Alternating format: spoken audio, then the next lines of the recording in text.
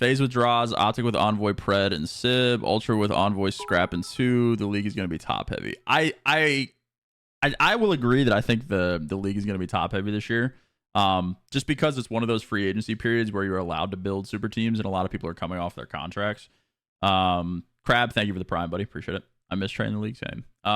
So Chad, there's like 2 different kinds of roster mania. One is where the majority of the league is on that +1. So like this is the restart roster mania. And then there's the other time when all the team options are getting picked up. No one is unrestricted. A lot of buyouts and things, and people are getting released, and it's pretty much on the teams.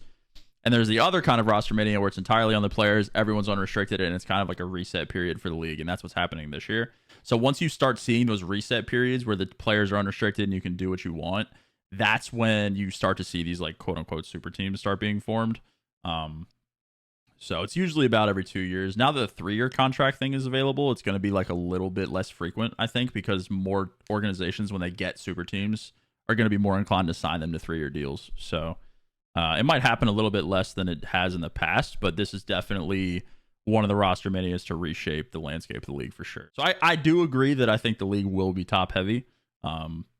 Depending on what Toronto does, I think Toronto could make things interesting if they were to manage to sign Dill and then just keep the entire team. Like if Dill just replaced Tixie, then I think that they could be a pretty insane team. Also, New York, obviously champs winners. Like I mentioned it yesterday, it's pretty hard to compare established rosters to like quote unquote hypothetical god squads.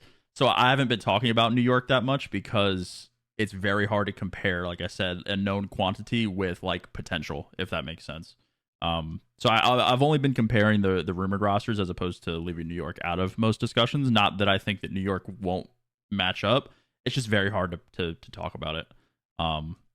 So I think if Toronto manages to get Dill, things could get interesting because then it won't just be the 3 teams at the top that everyone's talking about, plus New York. So it could be good.